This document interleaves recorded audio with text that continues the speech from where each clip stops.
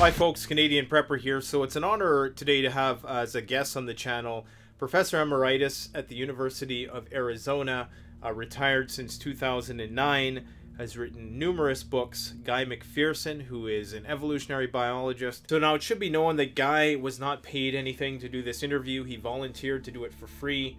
There was no stipulation, no strings attached, didn't even recommend that I tell you to go and buy his book, which I would encourage you to if you're interested in learning more about the topics and phenomena that he discusses today. You can go to the link in the description. He's asked me to direct you to his website, so go check it out. Now, a few things that I need to get out of the way right from the get-go is that in the preparedness community, climate change can tend to be quite the contentious issue. But there's a risk in this community, like any community, of it becoming an echo chamber. And if there's no outside input, then our opinions are never going to change, our viewpoints are never going to evolve, and we're forever going to be talking about martial law, EMP, World War III, geopolitical things like that, which are all very important. But that's not to say that there isn't other threats out there, besides the usual economic collapse, cyber attack, zombie apocalypse stuff that we all talk about. Well, you know, it's a metaphor for pandemic influenza or some other superbug of sorts. But the ecological question is an important one, and I'm also going to link a documentary down below by a guy named Richard Manning, who is going to complement Guy's talk about the potential of this thing he calls runaway climate change to have drastic impacts over the next 10 years. And in the next video, you're really going to want to tune into part 2 of this series, because he breaks down what it's going to look like across the next 10 years in terms of how this is exactly going to play out.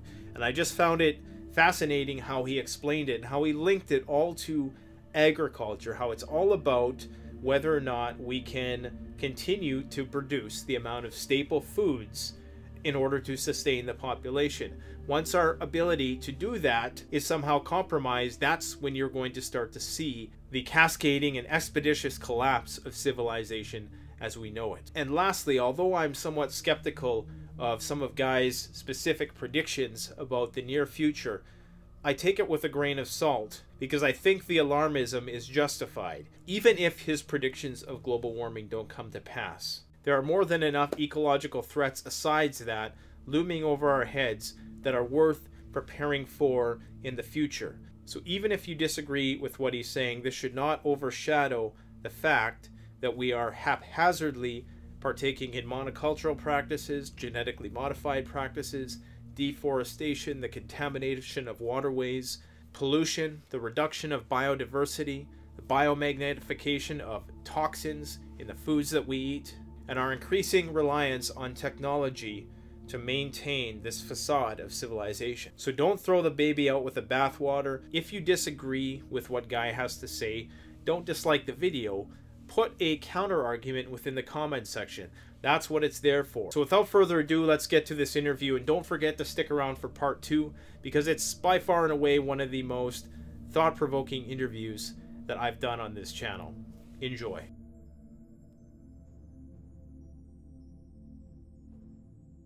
I'm Professor Emeritus of Conservation Biology at the University of Arizona. Professor Emeritus means, to most people, retired. It's a position of honor when a person leaves active service at a university. Conservation biology is underlain by 3 pillars. 1, speciation, when and with what predecessors a species comes into existence.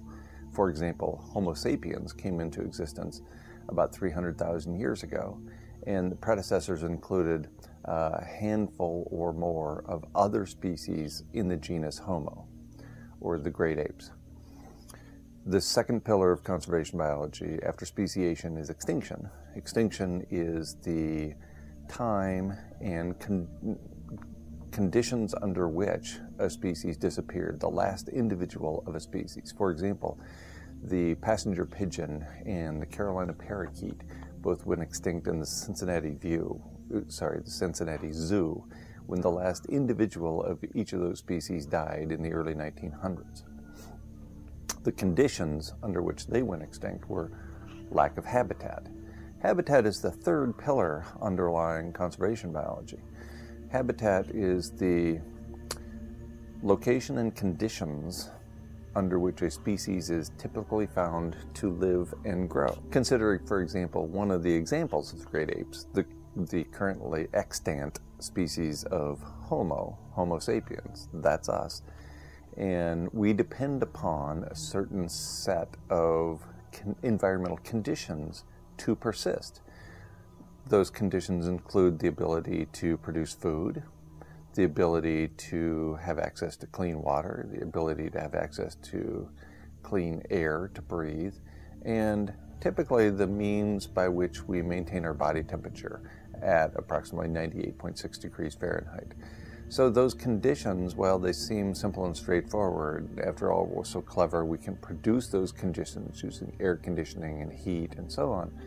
They actually are intricately related to the living planet upon which we depend for our very lives.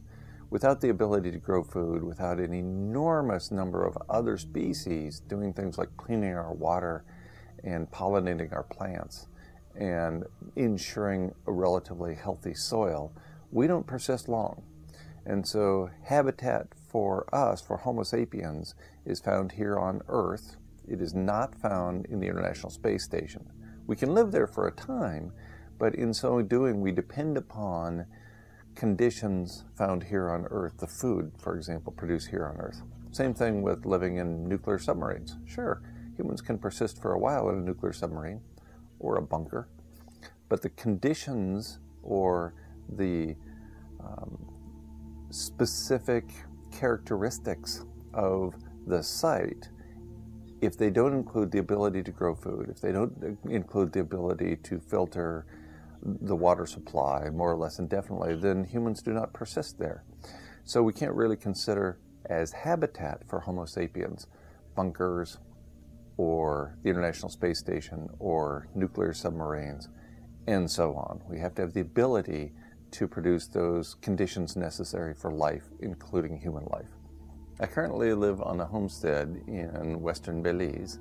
I began pursuing the homesteading life more than a decade ago and established a homestead in New Mexico, where I lived full-time for 7 years.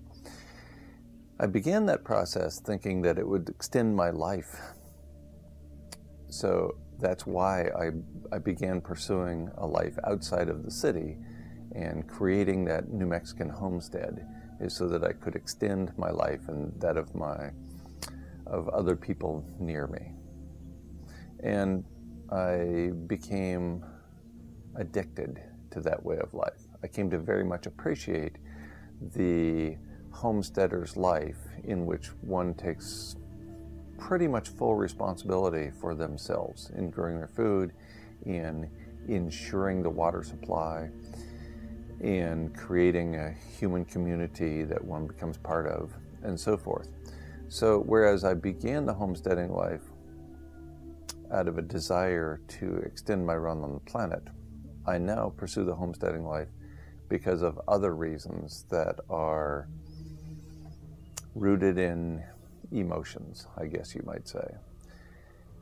Also, as an aside, I think that when the proverbial shit hits the fan, when this set of living arrangements comes to a close, most likely due to the inability to deliver grains at large scale, then I think living in a homestead will be a much more peaceful place to die. Living in a city I think would be just horrible when people are freaking out,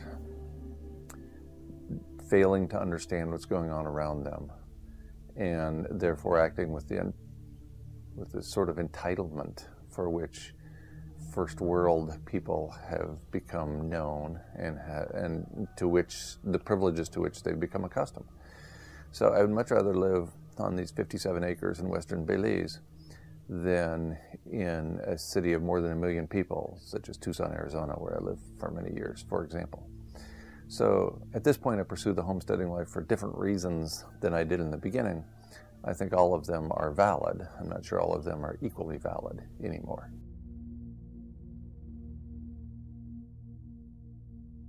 The greatest threat facing the human species right now is climate change, or warming of the planet, or perhaps better said, the overheating of the planet. Even the United Nations Secretary General admitted as much in late March of this year, 2018, when he claimed that the greatest threat facing humanity is indeed climate change. We are now in the midst of abrupt climate change, a phenomenon with precedents in planetary history, albeit not with humans on the planet, because there's no way humans would survive such a phenomenon as abrupt climate change. That's what we're in right now, and that's why it's an enormous threat to the continued persistence of our species on Earth. If I were to give an elevator pitch about anthropogenic climate change to a person who was very skeptical about the notion, I'm not sure I'd bother, because at this point, if you don't have sufficient cognitive function and sufficient interest in applying it to understand the notion of anthropogenic climate change, then I'm not sure you're worth the trouble, that you're worth the time and patience that it would take on my part. On the other hand, anthropogenic climate change, primarily triggered by production of greenhouse gases, primarily through burning fossil fuels, traps the heat onto planet Earth and has caused the warming of the planet since the 1750s of about 1.6 or 1.8 degrees Celsius above the 1750 baseline. So since the beginning of the Industrial Revolution, since we've started burning coal and oil and other fossil fuels at large scale, we've actually managed to trap enough heat through manipulating the atmosphere to cause the temperature of the planet to rise quite significantly in a relatively short period of time. If you're unwilling to pursue the volumes of evidence pointing that out, then I'm not sure me giving you the elevator pitch is going to help.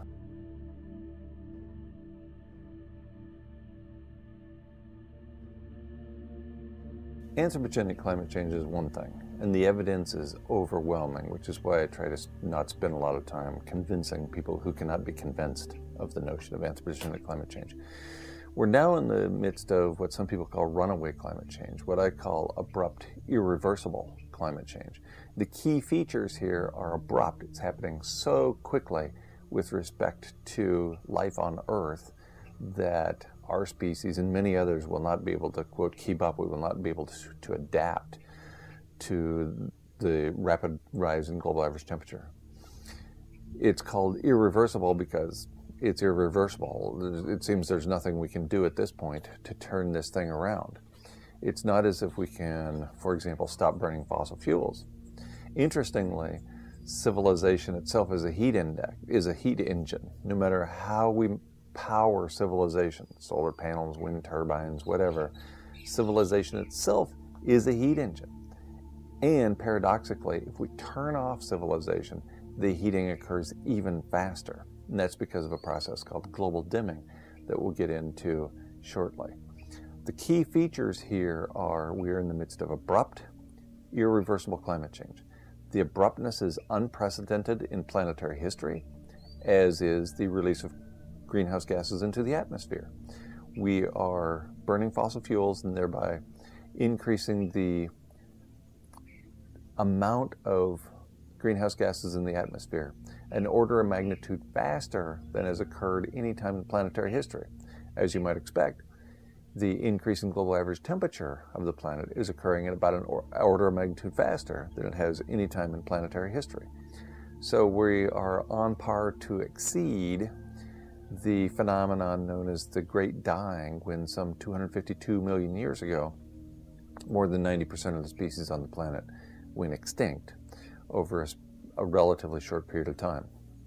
We are now spewing fossil fuels into the atmosphere at roughly an order of magnitude faster than occurred during the Great Dying, and as a consequence, the warming is occurring at an order of magnitude faster, and the species extinction rate is occurring at about an order of magnitude faster than occurred during the Great Dying. To think that we could foul our own nest indefinitely with no adverse consequences for our species, while we're driving to extinction some 200 species a day, is ridiculous. You cannot foul your own nest every day and not get some poop on your feathers. You cannot spoil your only home, thereby destroying habitat for 200 species a day and your own species, and expect to persist long. That's where we're at right now. It's underway, it's accelerating, and it was irreversible years, probably decades ago.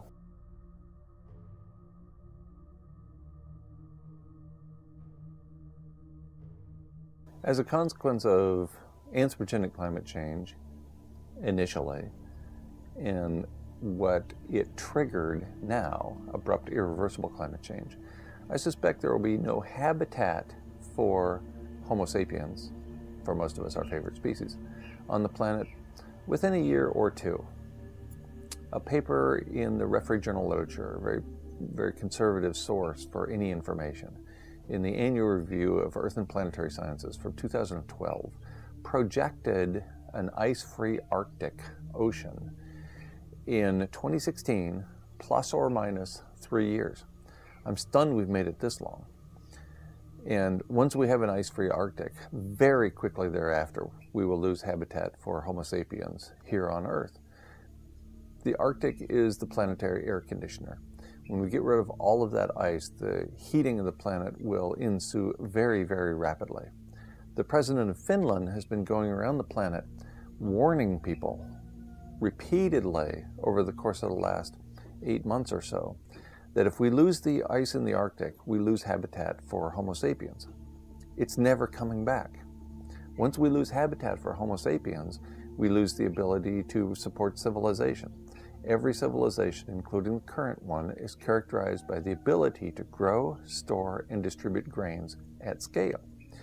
If the temperature of the planet heats up just a little bit more, then we lose the ability to grow grains in the places they're grown. At scale, they're grown in the interior of large continents in the northern hemisphere.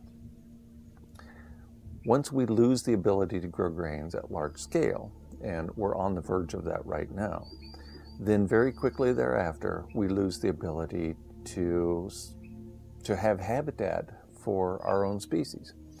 Once that happens, how long will it be before the last human dies? Well, I suspect the last human will die in a bunker surrounded by the bodies of like-minded sociopaths when he or she runs out of that last can of peaches. There will be very little life on Earth. We're in the midst of the sixth mass extinction, resulting in biological annihilation, according to the title of a paper in the Proceedings of the National Academy of Sciences in summer of 2017. That biological annihilation during the sixth mass extinction, just like the previous 5, will take out essentially all multicellular life on the planet and will require millions of years for the planet to recover, if it even occurs. There's no guarantee that the planet will recover in millions of years. In fact, it could be that due to our technological prowess, the atmosphere is stripped away and the planet ends up looking like Mars rather than looking like Venus, with no atmosphere rather than with a very heavy atmosphere. Our species itself, according to conservation biologists who initially reported the sixth mass extinction in the referee journal literature in the summer of 2015 in the journal Science Advances, our species itself will likely be among the first to disappear.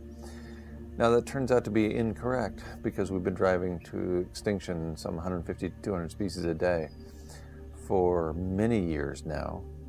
We haven't gone extinct yet, but certainly we aren't far away at this point. Not long after we lose habitat, which means not long after we lose the ice in the Arctic, and it appears that that's an irreversible process for which we have no solutions. Then, shortly thereafter, the last individual of our species dies because of the lack of habitat. A few people will persist in bunkers. A few people will persist on homesteads and rapidly see their ability to grow food disappear. A few people will persist on mountaintops, stunned and amazed that they're no longer able to forage the plants they once found in abundance. But when does the last human being die? Not too long from now, not too long after the Arctic ice is gone. And that Arctic ice, it looks like, is going to disappear as early as July of 2018, as late as September of 2019, and within a few months after that, whenever that happens, habitat for our species will rapidly disappear, and a few individuals will persist a little while longer. I won't be one of them, nor do I have any desire, as I once did, to be one of them, because for me, surrounded by the beauty and the bounty of planet Earth, I wouldn't even want to imagine living on a dead planet. That's not for me. That's not for a conservation biologist who absolutely loves the living planet.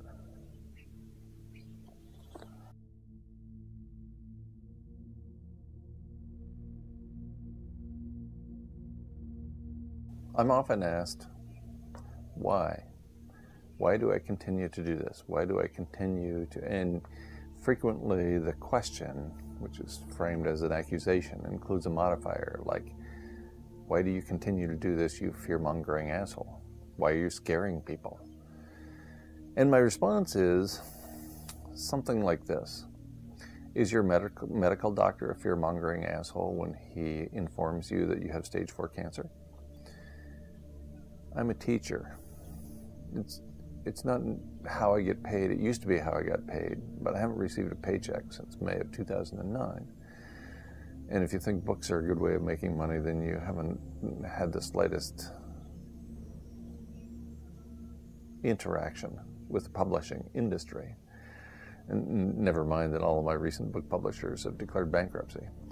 So why do I do this in light of the fact that I can't make any money at it and haven't for a long time? And it appears that the situation is indeed abrupt and irreversible. I'm just reminding people of the terminal diagnosis they were given at birth. I don't think that's a bad thing.